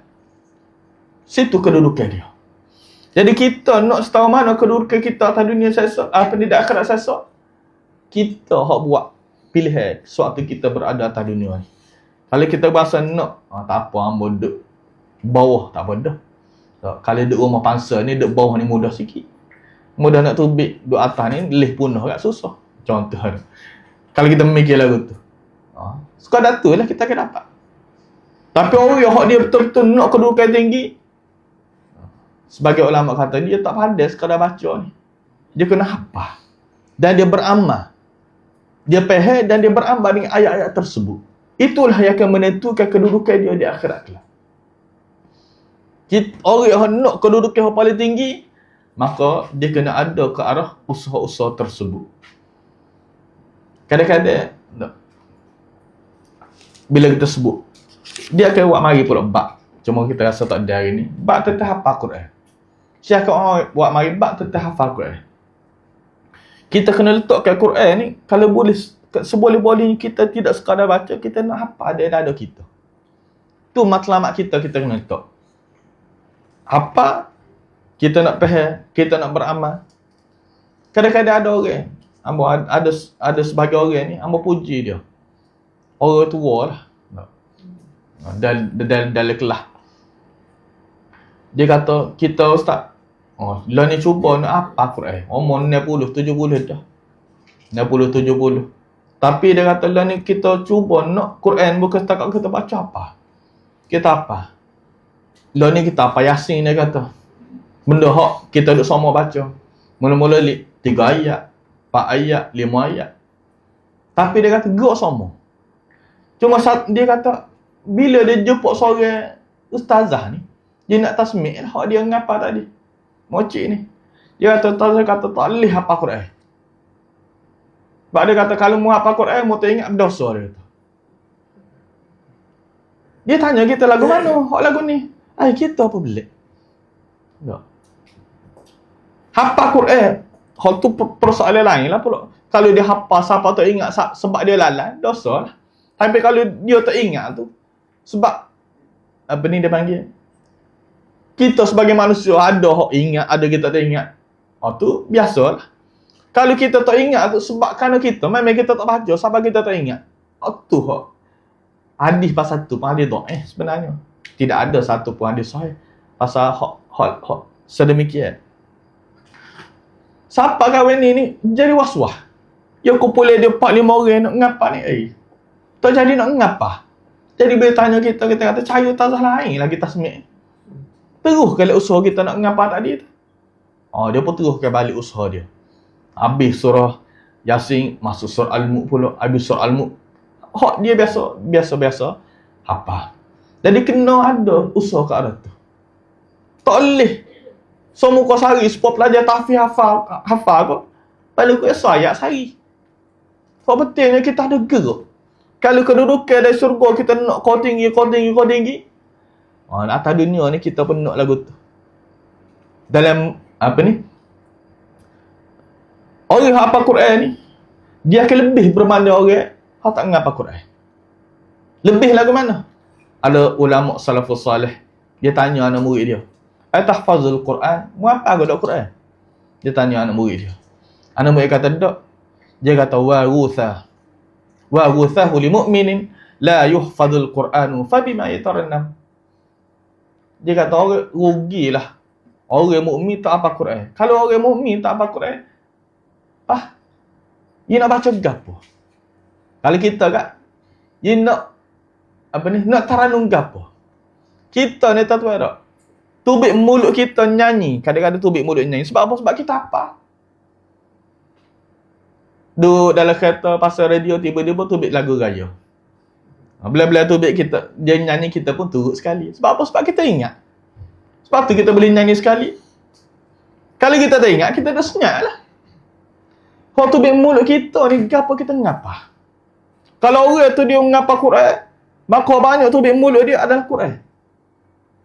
Dengar orang baca Quran, dia pun sambung. Dengar orang baca Quran, dia pun sambung. Kalau kita tak ngapa Quran, nak nanti kita baca Quran ni, susah lah pula. Kita nak kena ambil semaya dulu. Tapi kalau orang yang ngapa Quran ni, dia mudah. Bila-bila dia tunggu tarikh filak, dia boleh ngulai ke apa dia ngapa. Bila-bila dia tunggu masuk, dia boleh ngulai ke apa dia ngapa. Bila-bila tumbuk lada, dia boleh ngulai ke apa dia ngapa. Ni kadang-kadang nak kena ambil masa khusus. Tak boleh ni, tak sibuk, tak ada masa ni. Apa tak ada masa ni? Sebab sibuk. Tambah-tambah nak raya ni pula kak. Lambat lagi nak raya tu kak. Dah. Nak pasal langsir lagi, anak nak balik lagi, cucu nak balik lagi. Jadi sibuk tak ada nak baca Quran. Sebab apa? Sebab tak ada kita ngapa dalam diri kita. Kalau tubik mulut kita ni, gapo kita ngapa? Ya sebab tu dia kata, kalau mu tak ngapa, fabima yatarannam. Kalau mu tubik mulut mu tu, gapo dia? Akan tubik. Lah kali tubik lagu. Banyak, sebab auto banyak kita apa? Ni pentingnya. Kita, hafal Quran. Tak boleh, 3-4 ayat sehari, perlu ke sayat sehari. Ambil sayat sehari kita apa? Sayat sehari kita apa? Tak boleh. Sayat sehari tak boleh. Alif Lam Mim, sayat dah. Yasin, sayat dah. 2 ayat dah boleh. Jadi, usaha tersebut kena ada bila kita nak. Kadang-kadang benda ni payah lah kita. Kita nak express. Tak say pergi nak Quran ni, pakai nak. Ada kadang-kadang, tak jadi masalah. Tadabbur tu tak ada masalah. Cuma ada sebagai orang tadabbur, Quran pun tak boleh nak baca. Lagu mana nak tadabbur? Bila kita teh dia baca, tak reti baca Quran. Tapi, usaha dia nak faham Quran tu bagus dah. Tapi, itulah peringkat-peringkat kita dengan Quran tadi. Bukan bermaksud kita tak boleh baca Quran, kena ngaji dulu, baca Quran biar betul dulu, baru tadabbur. Biar kita seiring. Bila kita pergi ngaji lah, tajwid, tak sih. Sebab apa? Malu lah. Bila dia tua ni, tak payah lah nak ni. Jadi, benda-benda lagu tu menjadi penentu kepada kita di akhirat kelak. Hubungan kita dengan Quran. Saya tak tanya, mu sebanyak mana harta atas dunia? Harta banyak ambo, maka tinggilah syurgamu. Saya tak tanya pakat gapo atas dunia. Kalau tasri, tinggilah. Kalau tak ada pakat gaponya, ada bawah sudah. Tak. Tu akan tengok pakat kita berdasarkan Quran kita. Setahu mana kita apa, setahu mana kita beramal, setahu mana kita faham ayat-ayat Al-Quran tersebut. Hadis yang ke-8. Al-hadithu al-thamin an Umar ibn al-Khattab radhiyallahu anhu qala Rasulullah sallallahu alaihi wasallam man nama an hizbihi aw an shay'in minhu faqara'ahu fima baina salatil fajri wa salatil zuhri kutiba lahu ka'annama qara'ahu min al-lail. Rawah Muslim. Daripada Umar bin Al-Khattab radhiyallahu anhu katanya, siapa-siapa tidur hingga dia terlupa atau hingga dia tak sempat nak baca hizib dia. Hizib ni Quran kita dah baca semua. Sahabat-sahabat ni dia ada hizib dia. Dia ada qadar-qadar tertentu tiap hari dia baca. Ada 7 juzuk sehari, ada 10 juzuk sehari, ada 100 juzuk sehari. Sibuk belajar hari tu malam nak baca tu, tak ada nak baca. Atau kerana keuzuran, tak ada nak baca tu kerana ngantuk kau. Ngantuk selajak kau. Atau tak ada nak baca tu kerana uzur, sakit kau. Atau ada sebab-sebab tertentu kau. Maka Nabi kata, maka dia baca antara solat subuh dengan solat zuhur.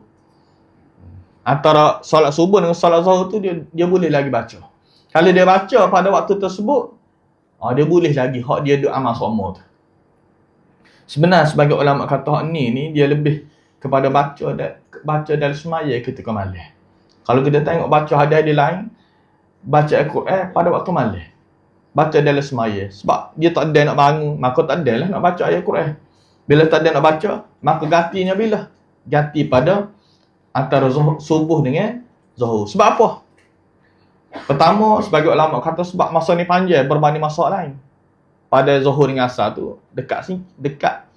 Asar dengan gharib dekat. Jadi hak paling jauhnya adalah, hak paling luar masa adalah antara subuh dengan zuhur.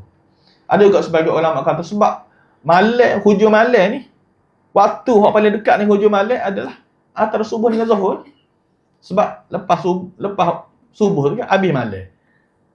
Hak duduk selepas waktu hujung malam tadi adalah waktu zuhur tadi.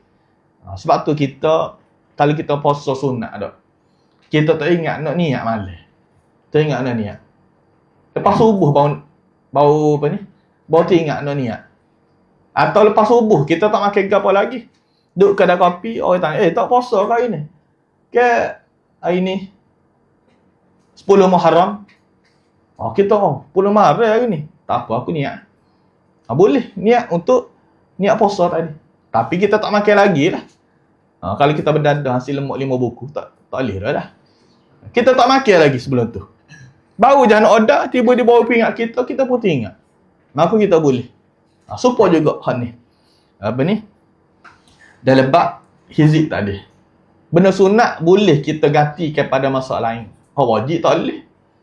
Malah aku nak semai esok ni. Mari lepas main subuh esok muka boleh ganti ni Nabi kata. Ni tak boleh.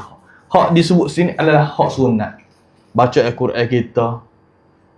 Atau semai tahajud. Aisyah radhiyallahu anha kalau dia terlepas semai tahajud. Tak ada nak semai tahajud malam, maka dia akan baca apa? Dia akan baca Quran. Antara subuh dengan zuhur tadi dia akan baca Quran satu juzuk. Nak ganti hak dia.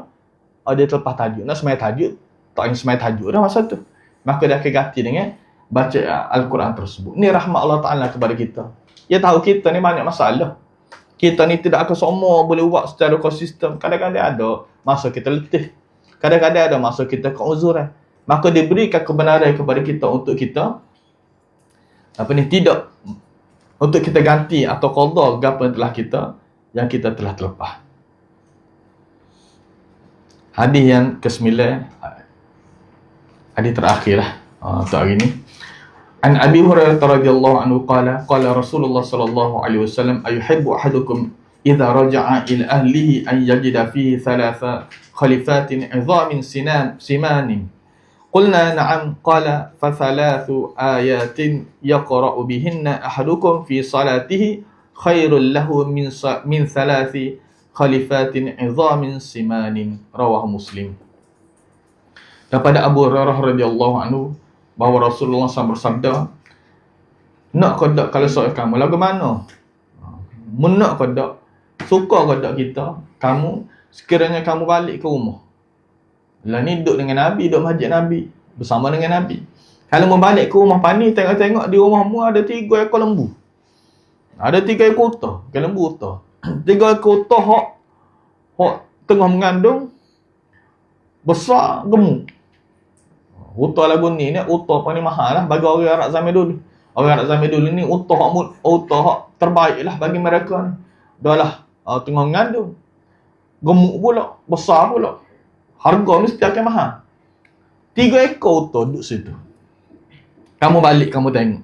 Maka sahabat-sahabat kata, ya, mesti kami akan suka ya Rasulullah. Nabi kata 3 ayat yang kamu baca dalam semaya lebih baik berbanding 3 ekor utah tadi. Kok lagu tu. Sebab tu kita sebut baca Quran ni dia ada banyak peringkat juga. Baca yang paling terbaik adalah baca dalam semaya. Dan baca dalam semaya paling baik semaya fardu. Dan sembahyang fardu paling baik ada sembahyang subuh. Sebab banyak ayat-ayat kita akan tengok yang mana yang mana Allah Subhanahu Taala sebut tentang kelebihan baca Quran suatu waktu subuh.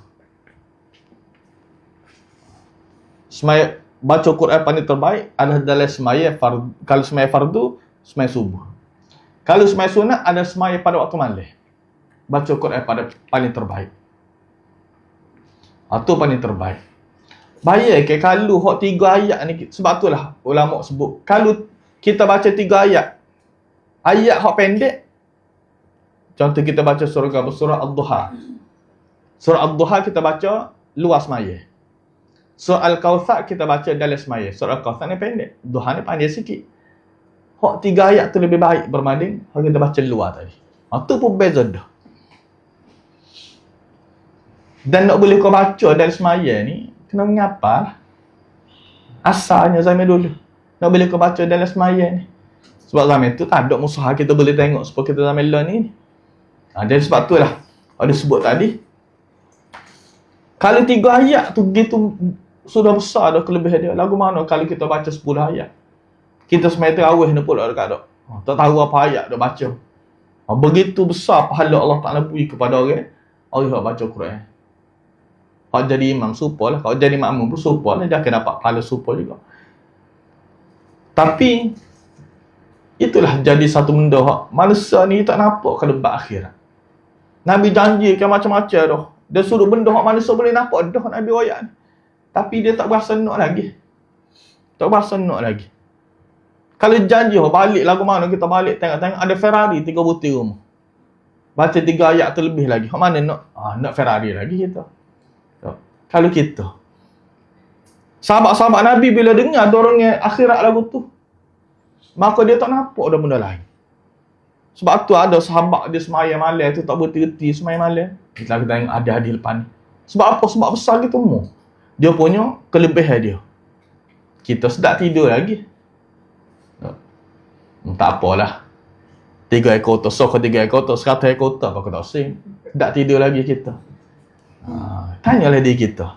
Lain Allah Ta'ala kita boleh bangun awal berbagai skala. Kena bangun sahur. Tapi banyak kita tak ambil lagi peluang tadi. Paling-paling kurang kita sebelum sahur kita bangun semaya 2 rakaat. Baca 5 ayat. Itu pun sudah terbaik dah. Tapi susah juga nak buat. Sebab apa? Sebab kita tak tahu. Semoga Allah Ta'ala jauhkan kita daripada hak Allah Ta'ala sebut. Dia kucing hati lagu tu. Kita dengar hadis pun kita tak berasa nak. Tak berasa nak beramal. Dengar ayat Quran pun kita tak berasa nak beramal. Cerita tentang syurga pun kita gitu je. Sahabat Nabi tu cerita tentang syurga. Semangat lalu. Naik syekh. Kelantan kata. Kita cerita tentang syurga. Gitu tak berasa apa. Itulah. Apa ni? Bila kita sebut tentang tadabbur. Baca 3 ayat. Nabi, ada sebagai sahabat baca sayat dah. Duk ulang malam sampai pagi. Sebab apa? Malam sampai rapat subuh. Sebab ayat dia baca tu menyentuh jiwa dia. Duk ulang ayat yang sama. Kita tak boleh ingat ngapa saya, tak ada ngapa saya. Semaya tak ulang ayat tu lah. Ulang.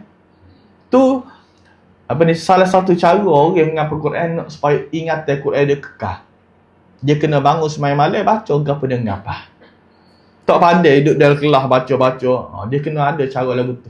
Pak Nabi ajar kepada sahabat-sahabat bangun semaya malam dan baca. Jangan dia tak Quran tak jadi kot. Tengok. Nak supaya ingatan kita kekal dalam kita menghafal Quran. Wallahu a'lam bissawab. Itu secara ringkas. Hadis kita dia ingat lagi 14 hadis.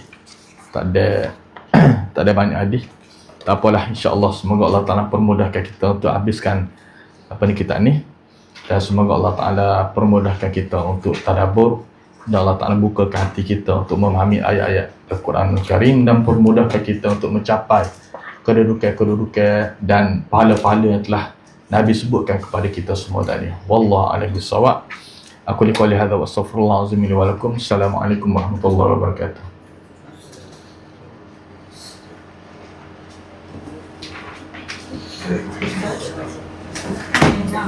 Pak itu hadis itu. Angkat kain nampak hati ni. Mana? Hadis 40 40 apa? Ada 40 ni banyak kan. Jadi tu 40 ni. 40 hadis. Okey. 40 40 hadis. Orang pertama sekali hak tulis 40 hadis ni adalah Abdullah bin Al-Mubarak, tak silap saya. Sebab ada hadis, cuma hadis tu tak hadis tu tak siapa hak tulis hipo 40 hadis ni, dia akan mendapat soal syafaat lah daripada Nabi sallallahu alaihi wasallam di akhirat. Jadi tu ulama-ulama agama tulis tu. Cuma hadis tersebut sendiri tidak sabit. Walaupun tidak sabit, tapi ulama tulis juga 40 hadis. Sebenarnya beratus-ratus kitab dia tulis.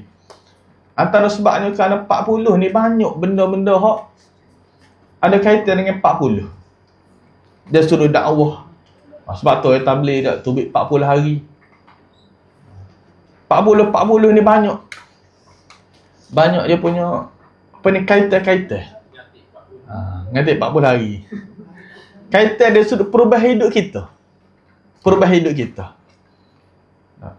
Hak ada 4. Gapo ke 40. Nabi Musa AS bila dia nak dapatkan apa ni kitab dia tadi. Mula-mula duk 40 hari. Sebab 40 ni dia sepenuh apa ni boleh jadi kerana dia ada value dia, nilai dia. Boleh jadi kerana 40 ni satu benda hak kalau orang tu nak berubah, sebab tu ulama-ulama sebut kalau orang tu umur 40 dia tak berubah lagi tak? Pakai gitulah hidup dia.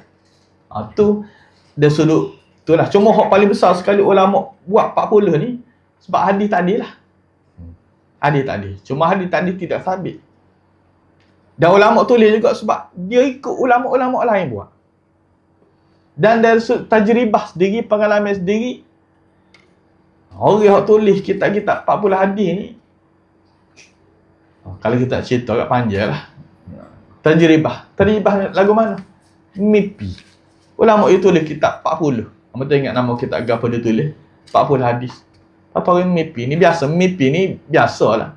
Mimpi tanya lagu mana kedudukanmu lepas mu mati. Dia mati tu orang mimpi dia. Ni banyak cerita-cerita ulama salah pun berlaku. Dia katalah dia dimuliakan oleh Allah. Sebab apa? Sebab tulis 40 tadi. Kaitan-kaitan lagu tu lah. Tapi kalau kita tulis 50, tak boleh tak? Boleh. Tulis 50. Nak tulis 100? Tulis 100.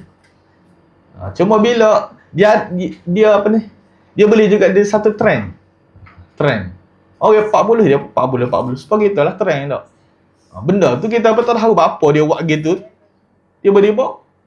Orang pun buat gitu belaka. Sebab apa? Sebab trend.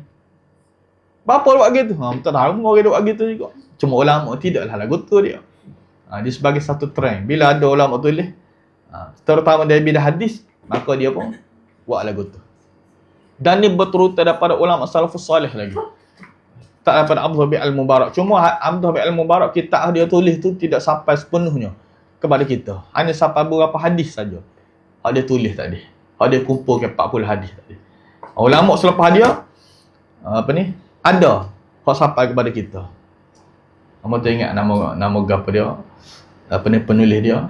Hadis-hadis tu semua sampai kepada kita. Mungkin itulah. Ikut topik atau supaya Nawawi dia pun semua topik dah tu. Hadis-hadis yang paling utama sekali dalam bab ni semua ada dalam kitab dia tu, 40 hadis. Ada ulama dia baca kepada hadis khusus. 40 ni pasal jihad dah. Ada ulama tulis kitab 40 hadis pasal Quran aja. 40 hadis pasal tadabbur je. 40 hadis pasal Syama'in kita baca sebelum ni. Kita baca sebelum ni 4 hadis pasal Palestin.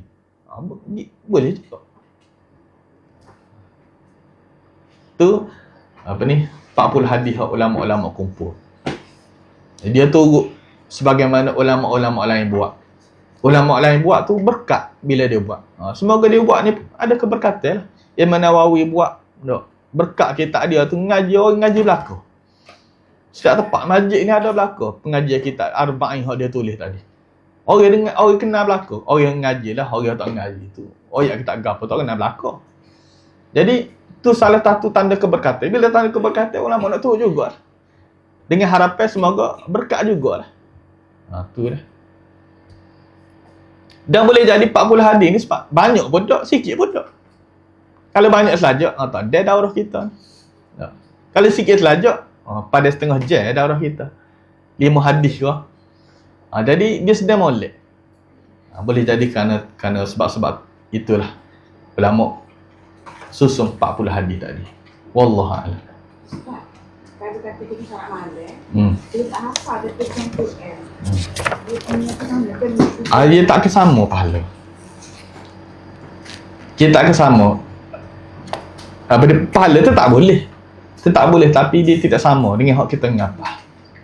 Sebab kita ngapal ni, kita nak ngapal, kita ulang puluh-puluh kali. Hak kita nak baca, kita baca sekali tu lah. Dia tetap tidak sama. Tapi jangan kat bila tak sama, pakai tak air terus lah. Kalau kita mampu sekadar kita tengok lah. Wallahu a'lam. kalau tak menghafal, pasal dulu pun. Boleh, tak apa. Tapi itulah saya kata, dalam bab kita dengan Quran ni, kita kena sama upgrade. Jangan kita padai dah. Jangan kita berpada dengan apa kita ada dalam bab Quran ni. Bab lain tak apa. Tak apa, aku kata ni tak apa dah, padai dah. Aku ada rumah setahun ni tak apa dah. Hal tu tak apa bab dunia. Bab akhirat tak boleh. Kita kena berlomba, sebab tu Tuhan sebut fastabiqul khairat, kena berlomba dalam bab akhirat ni. Kita lah bab dunia ni kita berlomba, siapa kata paling besar sekali. Tapi bab akhirat ni, padai ambil ilmu dulu lah. Tak boleh, kita ni kena menjuari orang lain.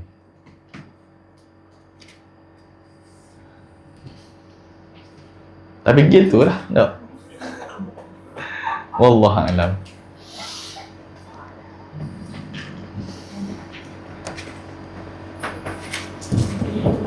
Ustaz tu lagi nak tanya. Ustaz panik. Cik nak ngapa dia ada dah sini. Ni bagus. Kitab kita ni. Muka surat tak ada muka surat.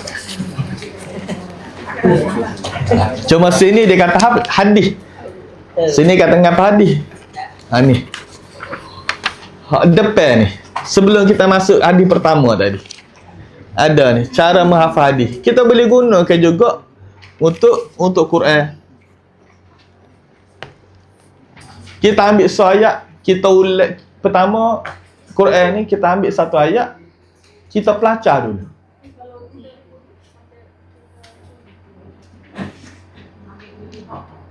Tulis tu selepas kita ingat dah. Baru kita tulis. Tulis kalau kita tak ingat lagu mana tulis. Pertama kita ambil satu ayat, kita ulang. Ada orang ni beza, ada orang 10 kali boleh ingat dah. Ada orang 20 kali, ada orang 30 kali. Bergantung pada kita. Bila kita sudah ingat dah ayat pertama tadi, pertama kita kena pelacak dululah. Jangan ngapal selagi tak pelacak baca. Kena baca, pelacak dulu, baru kita ngapal. Lepas kita ngapal tadi, ulang 10 kali, 20 kali tadi, kita lacak dah, baru kita masuk ayat kedua. Kita guna step sama juga. Kita pelacak dulu, baca lacak, baru kita ngapal. 10 kali, 20 kali kita ulang. Habis ayat kedua tadi, kita masuk ayat pertama semula, ke pertama dengan kedua, ulang 10 kali, 20 kali. Habis ingat, baru kita masuk ayat ketiga. Ayat ketiga tadi, kita ulang 10 kali, kita pelacak, ulang benda sama. Kita pelacak dulu, biar lacak. Lepas tu, bila lacak dah, tak ada salah, barulah kita ngapal. Ulang 10 kali, 20 kali. Ingat dah, kita pun masuk ayat pertama, hingga ayat ketiga, ulang 10 kali, 20 kali. Gitulah siapa habis. Tulis membantu. Tapi kena ingat dulu. Tulis ni nak mematakkan gambar kita ingat. Kalau kita tak ingat, kita nak tulis. Jadi, kita tulis apa? Step dia sama tu je step dia. Cuma orang ni, dia ayat pertama, dia tak ada nak ingat molek lagi, nak masuk ayat kedua dah. Lorat. Habis ayat kedua, dia tak ulang dah ayat pertama hingga ayat kedua. Dia nak pergi ayat ketiga pula. Cara ngapa tu, itu step dia. Kita kena tunggu. Pergi mana-mana, begitu lah kau. Wallahu a'lam. Ada tentang albitan. Oh, ada. Oh, dia kan. Wallahu a'lam.